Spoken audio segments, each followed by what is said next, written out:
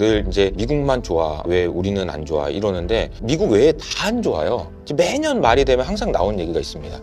아, 올해는 미국이 좋았는데 내년에는 아닌 것 같아. 제가 알기로 2008년 이후로 매년 나왔는데 네. 한 번도 미국이 안 좋았던 적이 없어요. 계속 더 심해지고 있는 그런 상황인 것 같아서 2024년에 2025년은 좀 연장선으로 생각할 수 있지 않을까 이런 생각을 좀 하고 있고요. 한국 시장이라는 단어 자체를 생각하지 말아라. 우리가 한국인이기도 하지만 세계인이잖아요. 범위 자체를 한국 관점으로 쳐다보는 게 아니라 세계 관점에서 필요한 회사들이 무엇이냐.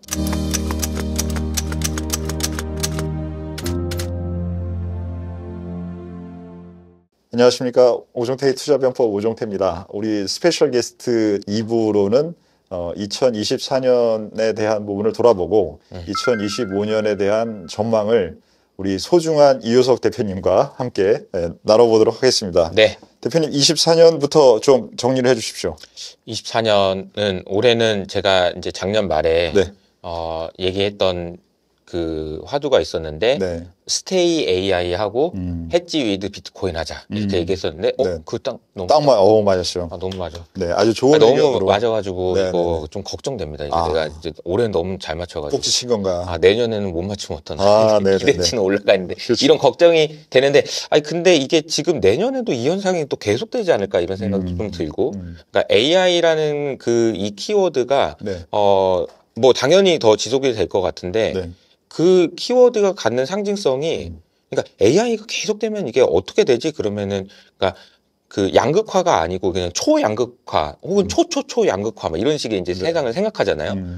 그러니까 이제 그 세상으로 지금 이제 가고 있는 과정인 것 같고 그렇죠. 가고 있는 속도가 빨라지는 것 같아서 그렇죠. 그러니까 우리가 보면은 늘 이제 미국만 좋아 뭐 근데 왜 우리는 안 좋아 이러는데 아니요 그게 아니에요. 미국만 좋고 미국 외에 다 안 좋아요. 네. 이런 상황인데 네. 이런 상황이 나왔을 때 매년 말이 되면 항상 나오는 얘기가 있습니다. 아, 올해는 미국이 좋았는데 내년에는 아닌 것 같아. 작년에도 나왔죠. 작년에도 나왔고 재작년에도 나왔고 제가 알기로 2008년 이후로 매년 나왔는데 네. 한 번도 미국이 안 좋았던 적이 없어요. 그러니까 2017년에 딱 한 번 있었고 그 외에는 계속 좋았고 그 정도는 계속 더 심해지고 있는 그런 상황인 것 같아서 2024년에 보다 2025년은 좀 연장선으로 생각할 수 있지 않을까 이런 생각을 좀 하고 있고요. 개인적으로는 이제 2023년에 네. 2023년 10월 달이 정확하게 이 자산의 랠리의 시작이었거든요. 네. 2023년 10월 달에 무슨 일이 있었냐면은 네. 그때 이제 그 엔화 네. 150엔 넘는다고 금요일 밤에 네. 그 일본의 공무원들이 퇴근했다가 들어와가지고 개입해가지고 네. 막아내고 네. 그런 다음에 이제 옆에서 이제 닉 티미러스 기자가 아 그러면 우리도 이제 금리를 이제 50bp씩 막막 올리다가 이제 25로 좀 속도를 줄일까 네. 그 얘기가 시작돼서 주가가 이제 올라가기 시작했던 것 같은데 네. 제가 이게 차트를 잘 모르지만 차트를 선을 그려보면 네. 2023년 10월부터 네. 2024년 10월까지 첫 한 해에는 주가가 이런 각도로 올랐더라고요. 네. 그리고 2023년 말부터 네. 올해까지는 약간 요런 각도로 올랐더라고요. 네. 근데 보통 이제 보면 3년 동안 지속된다고 했을 때 각도가 여기, 그다음에 약간 요런 각도가 네. 되잖아요, 보통 일반적으로. 마지막 그래서 그날 밤 저한테 끝에가- 메신저를 보내셨었죠. 그러니까 끝에 뭔가 이사가 달라졌다. 확 올라가 버리는 그런 구도잖아요. 그래서 네. 2025년에도 그럴 수 있지 않을까라고 생각을 좀 하고 있습니다. 근데 대신에 이제 그래서 제가 말씀드리는 거는 이 미국 주식에 대해서 지금 이제 투자하고 계신 분들이라면 네. 괜찮은데 요런 만약에 저의 예상대로 혹시 뭐 네. 틀릴 수도 있지만 2025년에 이런 각도가 나온다. 네. 근데 그때는 따라가면 안 되지 않을까. 그러니까 좀 무서워해야 되지 않을까 그런 생각을 좀 하고 있어요. 네. 그러면 지금 뭐 약간 산으로 친다면 미국의 집중화된 현상이 1분음선에서 10분음선까지라고 한다면 어느 정도의 지금 있다고 6, 보시면 7 정도? 6, 7 보지 정도를 않을까요? 보시면 네. 그러면 이제 마지막이 제일 또 화려하잖아요. 네. 그럼 그 화려함은 아직 남아있다고 생각을 하신다는 남아있죠. 거잖아요. 네. 그러면 이게 질문을 위한 질문을 하나 드려보면 지금 말씀하신 미국이 우위라는 부분은 매년 의심을 받았지만 지속됐다라고 설명해 주셨고 네. 그 사이에서 사람들이 그 다음에 대한 의견을 계속적으로 유지하는 것이 훨씬 더 나았다라는 얘기를 해주셨는데 그 전에는 지금 글로벌 자금의 동향이 미국으로 계속 집중이 되고 있지만 한 각도가 이 정도로 집중이 되고 있었고 미국의 주가는 사실 이렇게 올라가고 있었어요. 휘어 올라가고 있었어요. 맞아요. 근데 지금 최근에는 미국의 자금이 들어오는 그 각도가 휘어 올라가고 있어서 2024년 12월 달에 지금 들어온 자금이 미국으로 쏠린 자금은 기존보다 여기서 여기를 온 게 아니라 여기를 지금 온 상황이잖아요. 맞아요. 그러면은 이제 두 그림의 속 모양이 비슷해졌어요. 그것은 혹시 6부보다는 약간 한 7, 8부 이 정도이라고 볼 수 있는 우리가 데이터를 보고 있는 건 아닌가요? 그럴 수도 있는 것 같아요. 그러니까 보면은 이제 그 뱅크 오브 아메리카에서 네. 펀드 매니저 대상으로 설문조사를 하는 게 있거든요. 네. 매달. 네. 거기에 보면은 펀드 매니저들이 현금 비중을 얼마나 가지고 있는지 이런 네. 거 나와요. 역대 최저, 거의 그렇겠죠. 역대 최저예요. 네. 그러니까 지금 흥분 상태인 건 맞아요. 그렇죠. 그러니까 그 뭐 기관도 그렇고 개인도 그렇고 우리 서학개미도 다 지금 미국 가 있잖아요. 그렇죠. 그러니까 그런 정황을 보면 네. 이제 미국이 더 살 사람이 없는데 이제는 이제 끝난 거 아닌가 이런 생각을 할 수 있는 거는 맞는 것 같아요. 그러니까 네. 과열인 것도 맞고 그런 생각 할 수 있는 것도 맞는데 저는 아직 좀 더 남았다라고 생각하는 거죠. 왜냐하면 보통 그 현금 비중을 가지고 이제 고점과 저점 맞추는 걸 생각해 보면 네. 현금 비중이 너무 많은데 네. 이거 저점인 것 같다라는 이제 논리, 혹은 현금 비중이 너무 없는데 이거 고점인 것 같다는 네. 논리를 비교해 보면 네. 저는 이게 훨씬 더 신빙성이 높다고 생각해요. 왜냐하면 기본적으로 펀드 매니저들은 그냥 주식을 너무 좋아하는 사람들이라서 그렇죠. 현금 비중을 안 가져가는 게 일반적인 거예요. 그렇죠. 그러니까 현금 비중을 안 가져가는 게 일반적이고 네. 현금 비중이 높은 게 이상한 거죠. 그러니까 높았을 때 고점을 판독한다. 이거는 잘 맞는 건데 네. 요거는 잘 안 맞아요. 낮을 수 있어. 낮은 게 지속될 수도 있는 거고. 그래서 지금 그러면은 전 세계적으로 풀려 있는 유동성이 적어서 그러면 돈이 없어서 지금 끙끙대고 있냐? 전혀 그렇지 않거든요. 그러니까 미국 그걸 어디서 볼 수 있냐면 미국의 그냥 그 회사채 금리 스프레드 보면 알 수 있어요. 그렇죠. 매우 그냥 낮죠. 너무 낮아요. 그러니까 네. 이제 돈이 없어서 그런 걱정은 안 해도 된다. 근데 이제 문제는 과열은 돼 있다. 이런 생각이 좀 드는 거죠. 네. 그러면 그 과열이라는 것이 사람들이 느끼면 불편한 감이 항상 있잖아요. 맞아요. 그 네. 불편한 감이라는 것이 약간의 장기적으로 더 미국 시장이 좋다라는 게 여전하더라도 그 사이사이에 그런 불편함을 뭔가의 그쵸. 핑계로 조정을 만들어서 그 불편함을 해소하는 그러한 과정은 시장들은 많이 겪지 않아요. 맞아요. 그러한 것이 혹시 취임식을 그러한 이벤트로 활용할 확률도 있다고 보시나요? 그럴 수 있을 것 같습니다. 네. 취임식 전에 뭐 그냥 뭐 생각해 보면 트럼프 입장에서는 뭐 취임하고 나서 네. 주가가 좋은 게 좋으니까 그렇죠. 뭐 그런 생각도 좀 할 수 있을 것 같고요. 그리고 이제 취임 전과 후에 네. 전에는 트럼프 정책에 대한 기대감이 반영되는 영역이라면 네. 실제로 이제 취임하고 나면 이 사람이 뭘 어떻게 하는지를 이제 보면서 확인하는 과정이 있을 네. 거잖아요. 근데 보통 보면은 공화당이 집권하기 전에는 기대감으로 주가가 오르다가 얘네 말한 대로 잘 안 하는 것 같은데 그 정도는 아닌 것 같은데 라고 네. 하면서 이제 좀 주가의 상승폭이 좀 줄어든다 이런 얘기들이 있어서 네. 취임식을 전후로 해서 좀 둔탁한 흐름, 소위 말하는 그런 흐름들이 나올 수는 있다고 생각합니다. 그럼 네. 우리가 지금 현재는 연말에 크리스마스를 앞두고는 산타 랠리라는 말을 많이 쓰고 1월이라고 그러면은 사실 통계적으로 맞지는 않지만 제뉴어리 이펙트라는 말을 여전히 기사에서는 많이 쓰고 맞아요. 그럼 2월은 뭐 없나요? 2월은 잘 모르겠네요. 2월은 잘 얘기가 네, 없죠. 네. 그러면 1월 12월, 말이 1월. 1월 말이 취임식이기 때문에 네. 2월에는 그런 말도 없고 어, 취임식을 한 이후에 뭔가 발표되는 많은 내용들을 우리가 봐야 돼서 그쵸. 그것을 해석하는 구간이 2월 달에 만나야 되는 것이 맞아요. 겹칠 텐데 맞아요. 그러한 부분에 좀 약간 난이도가 더 높아지는 그러한 흐름을 좀 생각을 할 필요는 있다라는 네, 네. 정도의 생각, 네. 방향성의 변동은 네, 네. 아니다 하더라도 네. 그러면 연초는 그렇게 보시면 국내는 어떻게 할까요? 국내 시장에 대해서는 네. 이제 그 얼마 전까지 제가 이제 계속 말씀드렸던 게 안 좋은데 이걸 제가 얼마나 안 좋다고 얘기해야 될지가 고민이 된다. 라고 이야기를 할 정도로 좀 안 좋다라고 네. 이제 말씀을 많이 드렸었거든요. 네. 근데 이제 왜 우리나라를 그렇게 안 좋게 생각하냐라고 생각해 보면, 그러니까 트럼프가 중국을 때리고 네. 막 그런 상황에서 그 전에 있었던 세상에서 우리는 너무 큰 수혜를 받기 때문에 그게 이제 되돌려지는 과정이기 때문에 그렇다라고 생각을 하고 있고 네. 특히나 이제 제가 일부에서도 중국에 대한 이야기를 많이 했는데 네. 중국이 그 치고 올라오는 속도가 너무 빠르다라는 게 이제 시장에 많이 반영이 되고 있는 거잖아요. 네. 그래서 그 부분이 아마 내년에도 더 노골적으로 지금 확인될 가능성이 크다. 특히 이제 4분기 실적이 원래 우리나라는 안 전통적으로 4분기 좋지. 실적이 안 좋아요. 네. 근데도 올해는 더 안 좋을 것 같고 그렇게 했을 때 이제 내년 1월 달 1월 2일이 되면 이제 회장님이 나가서 앞에 한 말씀씩 하잖아요. 그렇죠. 그때 이제 뭐 다 뭐 비상 경영 포함해가지고 막 그런 안 좋은 전망들을 내놓을 것도 뻔하고 그렇죠. 그래서 사실 우리나라는 긍정적으로 얘기할 수 있는 게 이렇게 많지는 않은 것 같아요.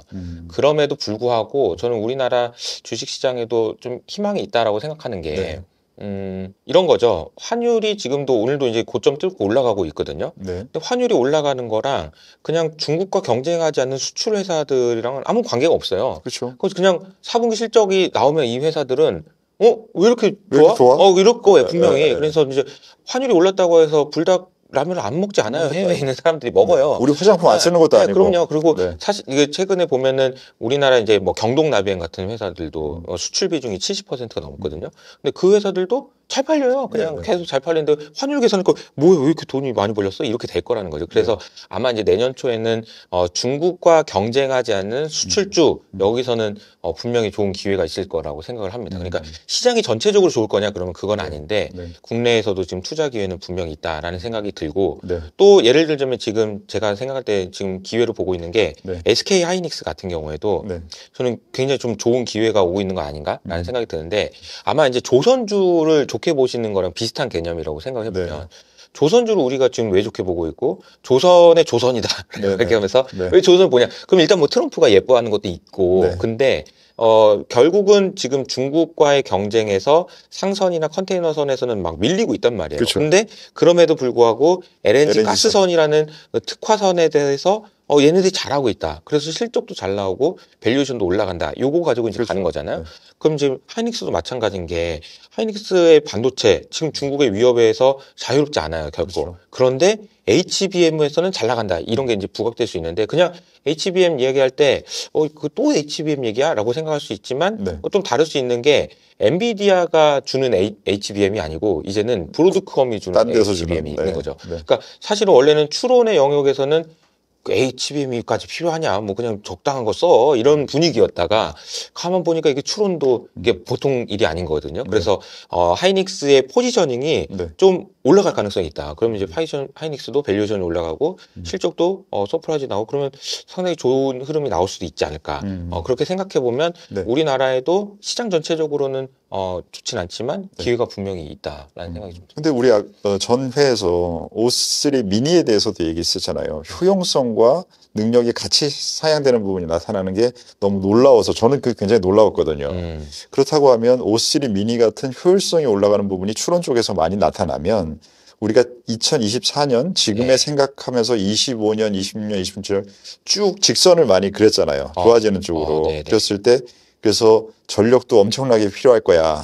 라는 부분, 그 다음에 HBM도 엄청나게 필요할 거야. 그렇죠. 했던 부분이 효율성의 개선 속도가 너무 빨라서 그 추정치보다는 그거보다는 약간 덜 필요해. 너무 기술이 좋아져서 이제 그때 생각한 것만큼은 안 필요해. 이런 가능성은 없나요?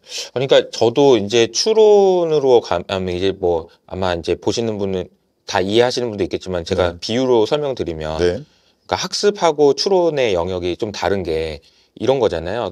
여러분 수능 보시려면 아이들이 학교에서 수업만 열심히 들으면서 학습한다고 시험을 잘 보지 않죠. 그렇죠. 그건 어차피 그냥 들어갔다 나가는 거잖아요. 네네. 결국은 아이들이 직접 고민해보고 문제를 풀어보고 추론을 해봐야 그러니까 이게 테스트를 해봐야 학습한 게 아니고 테스트를 해봐야 되는 거죠. 이 시간을 숙고의 시간으로 생각보다 중요하게 다뤘어야 시험 잘 보는 거잖아요. 그러니까 그렇죠. 사실 AI도 똑같은 것 같아요. 그러니까 원래는 학습을 충분히 하면 네. 데이터 때려받고 컴퓨팅 엄청 많이 하고 그러면 추론은 그냥 금방 빨리빨리 해가지고 그냥 하면 답 나오는 거지라고 생각했는데 그게 아닌 거죠. 네. 그러니까 지금 시장에서 브로드컴에 놀래고 막 이렇게 하는 이유도 결국 추론이 이게 장난 아닌데 이거 생각보다 중요한데 네. 이거 잘하는 게 되게 중요한데 라는 쪽으로 이제 바뀌고 있고 여기에도 지금 HBM이 많이 들어간다는 얘기가 그러니까 기존에는 안 들어갈 줄 알았는데 되게 많이 들어간다는 얘기가 네. 나오고 있는 거고 그래서 브로드컴도 하이닉스한테 좀 줘라고 얘기하니까 하이닉스가 나 엔비디아 때문에 바빠서 안 돼. 그러니까 그래 좀 줘라고 하면서 그 협상이 진행됐을 텐데 네. 그럼 협상의 우위가 누가 있을까? 네. 그걸 생각해 보면은 하이닉스에 있다는 거죠. 그렇죠. 놀랍게도 네. 이 지금 1조 달러가 넘는 그 빅테크의 반열에 들어간 브로드컴에게도 갑의 위치에 있을 수 있는 을이라는 네. 얘기는 사실 지금의 밸류에이션이 너무 낮다라고 생각할 수 있지 않을까 내년에는 그런 생각이 좀 듭니다. 그걸 마이크론은 잘 못하나요? 하이닉스가 하는 부분을? 마이크론은 못하고 네. 있는 거죠. 네. 여전히 못하고 있는 거고 이게 보니까 HBM이 그러니까 이게 보니까 HBM이라는 거는 맞춤형 반도체잖아요. 네. 근데 맞춤형 반도체이다 보니 네.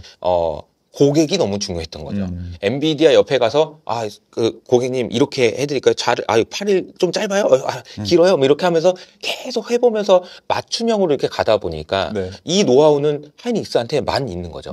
그러니까 뭐 삼성전자가 여기를 점프해서 일로 가겠다라고 얘기하지만 그 점프를 누가 시켜주나요? 이걸 고객이 있어야 되는데 그렇죠. 고객이 없는 거죠. 그러니까 사실 TSMC가 처음에 애플과 손을 잡은 이후로 파운드리에서 그냥 쭉 나가버렸던 거랑 같은 이치라고 봐야 되지 않을까. 네. 그러니까 한 번 고객을 잡아놓으면 네. 그 고객이 주는 그런 노하우나 같이 만들어가면서 그 특허를 같이 보유하면서 같이 가는 것이 네. 이게 계속 생각보다 오래 갈 수 있겠다 이런 생각이 좀 듭니다. 네. 저는 그래서 그 2024년 말에 한국 시장에 대한 부분을 생각할 때는 우리 전우님들한테 어떤 얘기를 드리고 있냐면 한국 시장이라는 단어 자체를 생각하지 말아라.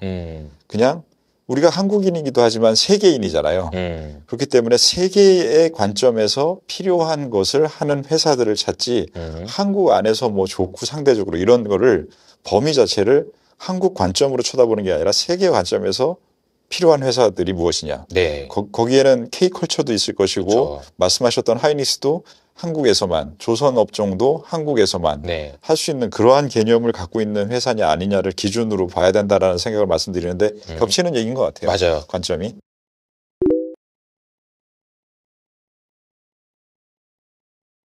그 두 가지를 말씀드리면 될 것 같은데 FOMC 회의에서 이제 그 파월이 얼굴 싹 이게 바뀌어가지고 정색하면서 이제 얘기를 한 거잖아요. 그래서 그렇죠. 이제 시장이 이제 깜짝 놀란 거고요. 근데 깜짝 놀란 정도가 좀 과도하게 깜짝 놀랐어요. 그러니까 이제 단적인 예로 FOMC 그 있었던 날에는 거의 그 내년에 금리 인하가 하나도 없을 것처럼 이렇게 되기도 했는데 지금 현재는 내년에 금리를 딱 한 번 정도 인하할 거라는 것이 반영이 돼 있어요. 그러면 이제 여기서 FOMC 회의가 주식시장에 더 안 좋은 악재를 이제 제공하기 위해서는 한 가지 가능성밖에 없습니다. 다시 인플레이션이 4% 이상 올라가서 금리를 인하하는 것이 아니고 인상해야 된다는 얘기가 나올 때 만약에 이제 그런 상황이 된다면은 좀 충격을 많이 받겠죠. 그럴 상황인지 아닌지를 판단하는 게 중요할 것 같고요. 두 번째로는 미국 금리가 10년물 금리 기준으로 많이 오르고 있어요. 그러니까 어제 기준으로도 4.6%까지 올랐어요. 근데 이제 과거에 미국에 있는 금리가 주식시장에 영향을 줄 때를 보면은 기존의 전고점을 뚫고 올라갈 때 줘요. 왜냐하면 그 기존의 전고점이 이 밑에서 이렇게 올라오는 것들은 그냥 고만고만해 보이는 거죠. 근데 이제 지금의 전 고점은 이제 4.7%가 한 번 있고요. 좀 더 멀리 보면 5%가 있거든요. 그래서 4.7%, 5%를 기준으로 놓고 10년물 금리가 그것을 올라갈 때마다 아마 덜컹덜컹 거리는 일들은 있을 것 같고 진짜 5%를 넘어서는 그런 상황이 된다라고 한다면 아마도 제 생각에는 미국 경제가 너무 좋을 것 같아서도 있지만 미국의 부채에 대한 걱정이 반영될 가능성이 크기 때문에 그러면은 주가 조정이 생각보다 클 수 있다라고 생각하고 있습니다. 그러니까 그럴 수 있다라는 가능성을 가지고 이제 투자를 하는 거죠. 그러니까 지금 이미 과열이 되어 있는 상황이기 때문에 툭 건드면 이제 언제든지 빠질 수 있는 상황인데 어떤 상황일 때 그럴 수 있는지 그 시나리오를 가지고 있는 건 되게 중요한 것 같아요. 5월 달에 제가 이효석 대표님 채널에 나가서 그 얘기를 했어요. 의도라는 것이 중요한 지금 시장이다. 의도가 어떤 의도냐? 파월과 옐런 의장이 지금 현재 재선을 민주당이 되게 하기 위해서 경제적인 부분만이 아니라 정치적인 의도가 시장에 반영되고 그게 통화정책과 재정정책이라는 두 가지를 통해서 올라가기 때문에 시장을 지금은 좋게 보고 있는 부분이 더 유리할 것이다라는 게 올 여름에 이제 말씀을 드렸던 내용인데 지금은 그 의도라는 부분이 단어는 여전히 중요한 것 같습니다. 왜 그러냐면 의도가 바뀌었어요. 파월이 지금 이제는 기존에는 개입자의 입장에서 하던 모습이 보였는데 지금은 방관자의 입장처럼 보였어요. 저는 이번 회의에. 그게 일회성이 아니라 여러분들 우리가 상식에서 많은 부분을 써야 됩니다. 여러분들이 회사에 있는 부서에 있는데 회사 임원이 정말 마음에 들고 뭔가 약점이 있지만 내가 커버해주고 싶고 이런 분이라서 열심히 일하고 있었던 상황이에요. 근데 임원이 바뀌었어요. 임원이 바뀌었는데 XXX예요. 그러면 여러분들 일하시겠어요? 일 안 한단 말이에요. 어떻게든 그냥 일하는 것처럼만 하면서 그런 모습을 보이겠죠. 저는 약간 요번에 파월의 모습에서 그런 정도의 느낌을 받았거든요. 그렇다고 하면 기존에는 어떤 상황이 안 좋은 게 발생하면 파월은 어쩔 수 없이 정책 결정은 그 안 좋은 것에 대해서 하지만 멘트를 통해서 인터뷰할 때 그 부분을 커버 치려는 한마디로 노력을 많이 했고 좋은 상황이 발생하면 좋은 걸 잘 설명하는 그러한 모습. 그렇기 때문에 어떠한 상황에도 플러스 값을 키우거나 마이너스 값을 줄이려는 태도를 취했어요. 근데 이번 회의부터는 제가 생각하기에는 다음 회의에도 이제 방관자로 모두 전환이 됐기 때문에 작년처럼 2024년처럼 그러한 모습을 안 보일 확률이 높기 때문에 FOMC에서 나오는 현상이 시장에 도움이 될 확률을 24년보다 25년은 줄여서 봐야 된다는 게 지금 제 생각입니다.